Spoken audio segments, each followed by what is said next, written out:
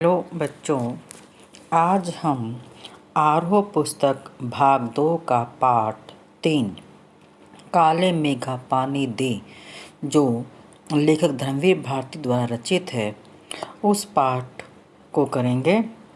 लेकिन उससे पहले हम लेखक धर्मवीर भारती के जीवन परिचय पर प्रकाश डालेंगे और तत्पश्चात पाठ का सार। उसके बाद वीडियो नंबर 1 और 2 में हम पाठ का एक्सप्लेनेशन करेंगे। तो आइए हम करते हैं लेखक धर्मवीर भारती का जीवन परिचय। धर्मवीर भारती का जन्म उत्तर प्रदेश के इलाहाबाद जिले में सन 1926 में हुआ था। 1926 अर्थात 1926। इनके बचपन का कुछ समय आजमगढ़ व मकनाथ भंजन में बीता था। इनके पिता की मृत्यु के बाद परिवार को भयानक आर्थिक संकट से गुजरना पड़ा। इनका भरण पोषण इनके मामा अभय कृष्ण ने किया, अर्थात पिता की मृत्यु के पश्चात ये अपने नाना नानी के घर रहे, जहां इनका पालन पोषण इनके नाना नानी और मामा अभय कृष्ण ने किया था। 1942 ईस्वी में इन्होंने इंटर कॉलेज कायस्थ पाठशाला से इंटरमीडिएट किया। 1943 यानी 1943 ईस्वी में इन्होंने प्रयाग विश्वविद्यालय यानी प्रयाग यूनिवर्सिटी से बीए पास की तथा 1947 में एमए हिंदी से उत्तीर्ण की। तत्पश्चात इन्होंने डॉक्टर धीरेन्द्र वर्मा के निर्देशन में सिद्ध साहित्य पर शोध कार्य किया। इन्होंने अभ्युदय व संगम पत्र में कार्य किया। बाद में ये प्रयाग विश्वविद्यालय के हिंदी विभाग के प्राध्यापक यानी लेक्चरर के पद पर कार्य करने लगे। 1960 अर्थात 1960 में नौकरी छोड़कर धर्मयुग पत्रिका का संपादन इन्होंने किया। दूसरा सप्तक में इनका स्थान विशिष्ट था। इन्होंने कवि, उपन्यासकार, कहानीकार, पत्रकार तथा आलोचक के रूप में हिंदी जगत को अमूल्य रचनाएं दी। इन्हें पद्मश्री, व्यास सम्मान व अन्य अनेक पुरस्कारों से नवाजा गया। इन्होंने इंग्लैंड, जर्मनी, थाईलैंड, इंडोनेशिया आदि देशों की यात्राएं की। 1997 यानी 1997 में इनका देहांत हो गया। इनकी प्रमुख रचनाएं निम्नलिखित हैं। कविता संग्रह कनुप्रिया इनकी सबसे उत्तम कृति मानी जाती है। 7 गीत वर्ष, ठंडा लोहा। कहानी संग्रह बंद गली का आखिरी मकान, मुर्दों का गांव, चांद और टूटे हुए लोग। उपन्यास इनके 2 उपन्यास थे, सूरज का 7वां घोड़ा और गुनाहों का देवता।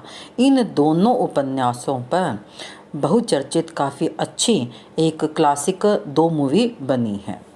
गीति नाट्य था इनका अंधा युग, जो महाभारत पर दर्शाया गया है।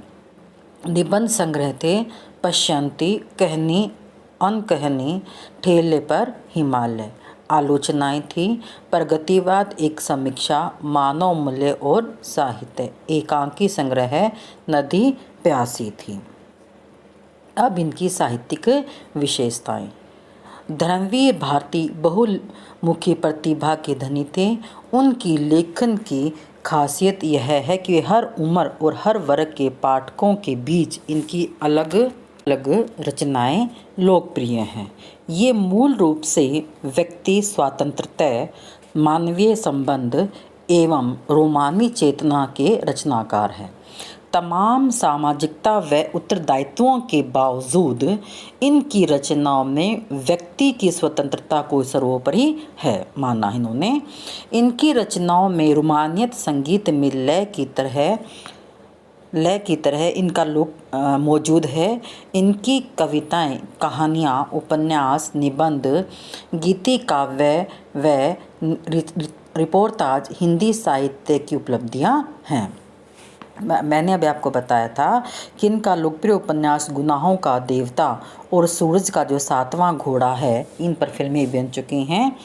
इस उपन्यास में उन्होंने प्रेम को केंद्र में रखकर निम्न मध्यम वर्ग की हताशा, आर्थिक संघर्ष, नैतिक विचलन और अनाचार को चित्रित किया है।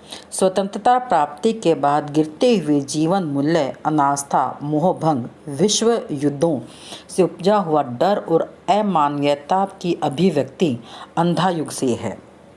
अंधा युग गीति साहित्य के श्रेष्ठ गीतिक नाट्यों में है। मानव मूल्य और साहित्य पुस्तक समाज सापेक्षिकता को साहित्य के अनिवार्य मूल्य के रूप में निर्विचित किया गया है। अब है भाषा शैली। भारती जी ने निबंध और रिपोर्टाज भी लिखे। इनके गद्य लेखन में सहजता व आत्मीयता है। बड़ी से बड़ी बात को बातचीत की शैली में कहते हैं और सीधे पाठकों के मन को छू लेते हैं। इन्होंने हिंदी साप्ताहिक पत्रिका धर्मयुग के संपादक रहते हुए हिंदी पत्रकारिता को सजा संवार कर गंभीर पत्रकारिता का एक मानक बनाया है।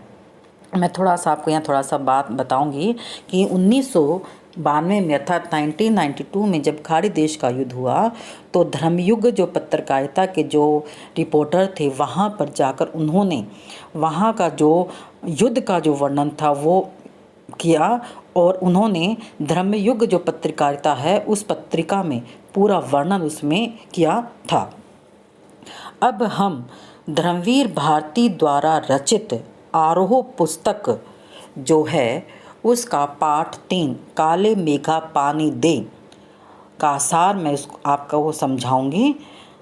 तो आइए अब हम करते हैं पाठ का प्रतिपाद्य या सार। पहले प्रतिपाद्य करते हैं, उसके बाद इस पाठ का हम सार करेंगे। प्रतिपाद्य एक तरह का संदेश होता है या हम कह सकते हैं कि लेखक पाठ में पाठकों को क्या संदेश दे रहा है, क्या उस पाठ का मूल भाव है। तो पहले पाठ का हम मूल भाव देखते हैं कि काले मेघा पानी दे संस्मरण में लोक प्रचलित विश्वास और विज्ञान के द्वंद्व का चित्रण किया गया है। विज्ञान का अपना तर्क है और विश्वास का अपना सामर्थ्य है। इनकी सार्थकता के विषय में शिक्षित वर्ग असमंजस में है। लेखक ने इसी दुविधा को लेकर पानी के संदर्भ में प्रसंग रचा है। आषाढ़ का पहला पखवाड़ा बीत चुका है। पखवाड़ा होता है 15 दिन, क्योंकि हमारे हिंदू धर्म में 2 पक्ष माने जाते हैं, शुक्ल पक्ष और कृष्ण पक्ष। शुक्ल पक्ष पूर्णमासी के पश्चात आता है और शुक्ल पक्ष अमावस्या के बाद जब चांद की बढ़ने लग जाता है, और कृष्ण पक्ष में पूर्णमासी के बाद चांद घट जाता है।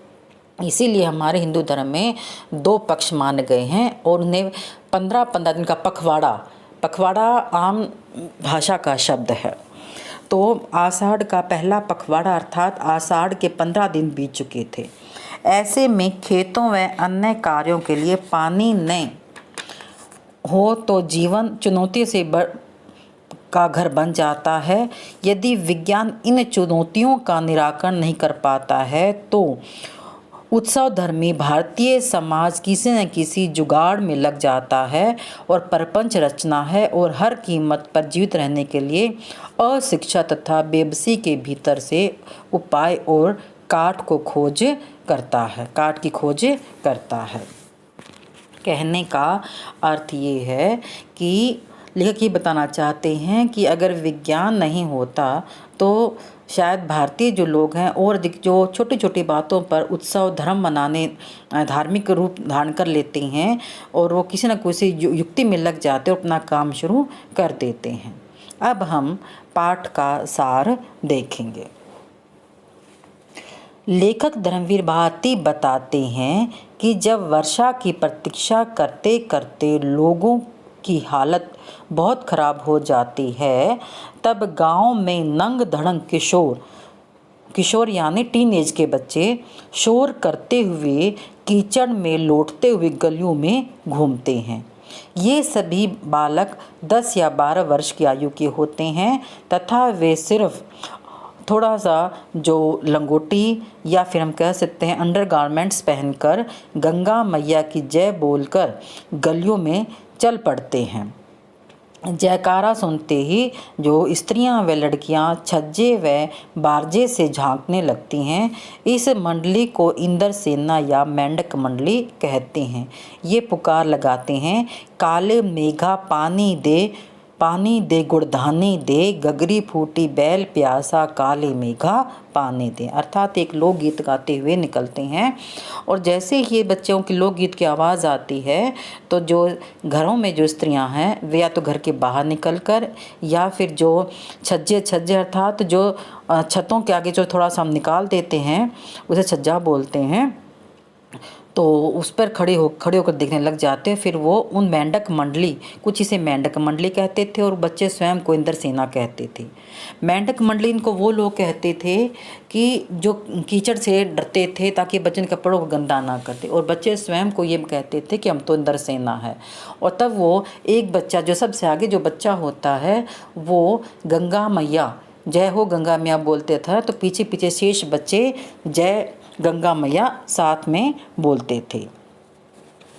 अब आगे, जब यह मंडली किसी घर के सामने रुककर पानी की पुकार कर लगाती थी तो घरों में सहेज कर यानी घरों में इकट्ठा किया हुआ पानी जो होता था उस पानी से इन बच्चों के सर से पैर तक तर कर दिया जाता था, अर्थात उन बच्चों को भिगो देते थे। ये भीगे बदन मिट्टी में लोट लगाते तथा कीचड़ से लथपथ हो जाते। यह समय होता था जब हर जगह पानी गर्मी से भूनकर त्राही त्राही करने लगते थे, कि उस समय होता था कि जब पानी की शॉर्टेज हो जाती थी अर्थात पानी कमी हो जाती थी, क्योंकि उससे पहले जेठ का महीना होता है। जेठ के महीने में तो वैसे नदी तालाब हुए सब कुछ सूख जाते हैं, तो और आषाढ़ का पहले 15 दिन बीतने तक बारिश नहीं होती थी।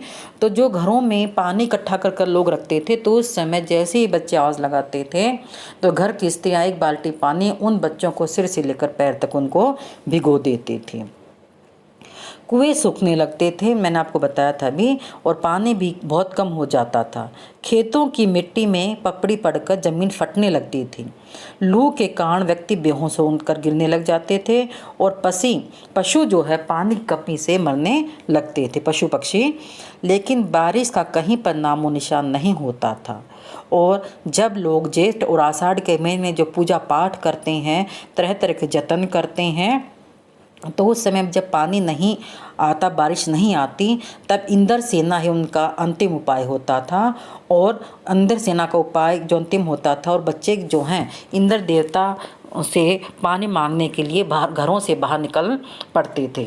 और वो बच्चे क्या करते थे, इकट्ठे होकर गलियों में जाते थे और वो कहते थे कि हम इंद्र सेना है और जितना पानी आप हमें डालोगे उतना ही दुगने तिगने में जो है इंद्र देवता खुश होकर आप पर बारिशें करेगा। आपको पता है कि हिंदू धर्म में ज्येष्ठ मास को जो है श्रेष्ठ मास माना जाता है। मैं आपको थोड़ा सा इसके बारे में बताऊंगी जो हमारा हिंदू धर्म है। तो ज्येष्ठ मास में क्या करते हैं कि लोग कहीं कर छबिल लगाते हैं, पूजा पाठ करते हैं, जगह जगह देवी देवताओं के जो है जल चढ़ाते हैं। वो इसलिए करते हैं ताकि थोड़ा सा पुण्य मिल जाए और इंद्र देवता जो है खुश होकर पानी दे। और जब देखते हैं कि जब कहीं पर भी बारिश का कोई संकेत नहीं दिखाई देते तो आषाढ़ के महीने में भी कुछ लोग तप धर्म में लग जाते हैं। ठीक है, अब आगे, अब लेखक को यह समझ नहीं आता था कि पानी की कमी के बावजूद लोग घरों में कठिनाई से यानी बहुत मुश्किल से पानी इकट्ठा करते हैं और फिर इस पानी को ऐसे क्यों फेंकते हैं। इस प्रकार के अंधविश्वासों से देश को बहुत नुकसान होता है। अगर यह सेना इंद्र की है तो वह खुद अपने लिए पानी क्यों नहीं मांग लेती। ऐसे पाखंडों के कारण हम अंग्रेजों से पिछड़ गए तथा उनके गुलाम बन गए। अब लेखक यहाँ पर अपने जो दार्शनिक तर्क है वो दे रहे हैं। वो इस चीज़ को अंधविश्वास मानते हैं और कहते अगर ये इंद्रसेना होती तो ये क्यों पानी मांग रही, जाकर इंद्रसेना से पानी मांगे। कि ऐसे ही जो पाखंड अर्थात जो धार्मिक जो अंधविश्वास हैं, इसी कारण आज हम अंग्रेज से पिछड़ गए और पिछड़ने के कारण क्या हो गया, उनके गुलाम भी हम बन गए। लेखक स्वयं मेंढक मंडली वालों की उम्र का था जो 15-16 साल के आसपास का हो गया। लेकिन लेखक जो है आर्य समाजी था और जो कुमार सुधार सभा थी उनकी, यानी कि जो समाज के लोगों सुधार, उन्होंने बच्चों ने अपनी टीम बना रखी थी, उसके उपमंत्री थे। उसमें समाज सुधार का जोश ज़्यादा था। उसे सबसे ज़्यादा मुश्किल अपनी जीजी से थी जो उम्र में उसकी माँ से भी बड़ी थी। अर्थात लेखक के पड़ोस में एक औरत रहती थी जो विधवा थी और सभी उसे जीजी कहते थे, जो लेखक की माँ से भी बड़ी थी, लेकिन सभी उसे जीजी कहते थे तो लेखक भी उसे जीजी ही कहते थे। वे सभी रीति रिवाज, जितने भी तीज त्योहार पूजा अनुष्ठान होते थे, लेखक के हाथों से पूरा करवाती थी, क्योंकि वह लेखक से अत्यधिक प्रेम करती, उसके प्रति अत्यधिक स्नेह था। इसीलिए ये जो भी तीज त्यौहार आता था, जो भी उसे कुछ धर्म पुण्य का काम करवाना पड़ता था, वो लेखक के हाथों से करवाती, अपने घर वालों के हाथों से नहीं करवाती थी, क्योंकि लेखक के प्रति उसके मन में अत्यधिक स्नेह था।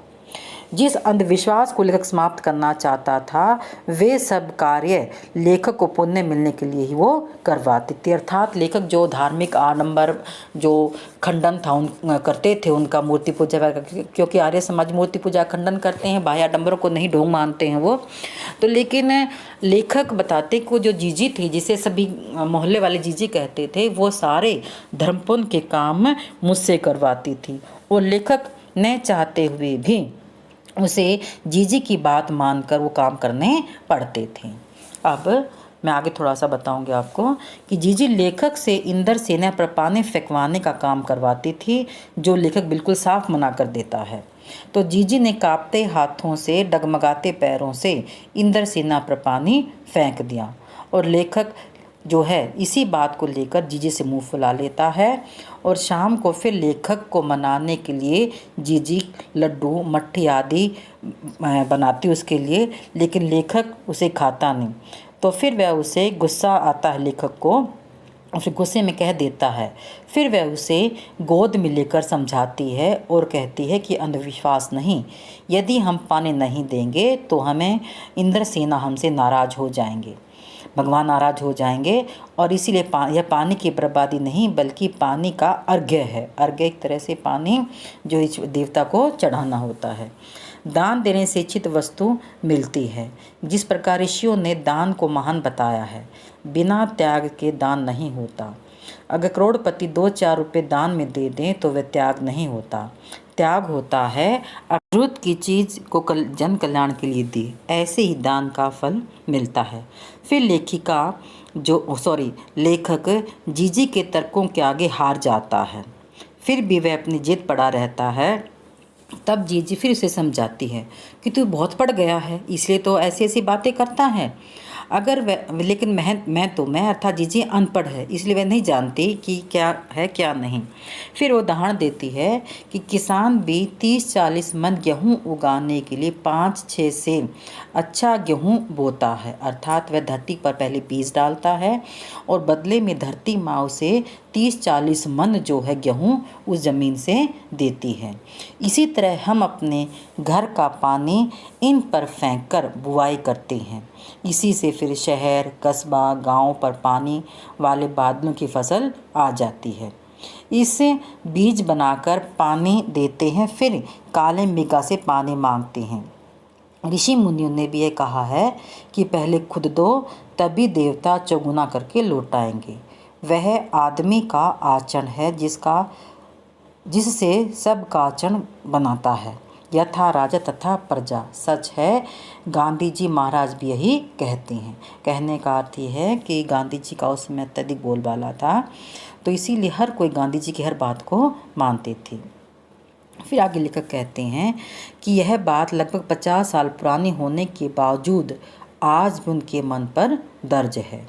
अनेक संदर्भों में ये बात मन को कचोटती हैं कि हम देश के लिए क्या करते हैं, हर क्षेत्र में मांगे बड़ी बड़ी हैं, पर त्याग का कहीं नामो निशान नहीं है।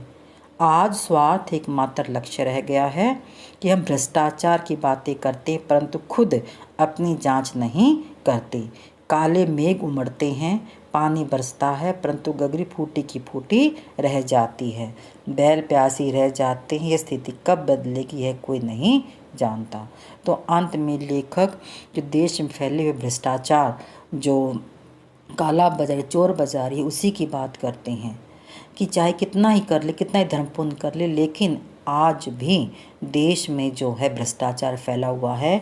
आज भी जो बड़े बड़े व्यक्ति हैं वही इसका लाभ उठा रहे हैं, और जो छोटे निम्न वर्ग के जो लोग हैं वो लोग अभी भी जो भ्रष्टाचार की गिरफ्त में आए हुए हैं। तो आशा है कि पाठ का ये सारा आपको समझ आ गया होगा। अगली वीडियो में हम पाठ काले मेघा पानी देख एक्सप्लेशन यानी कि इसकी व्याख्या करेंगे।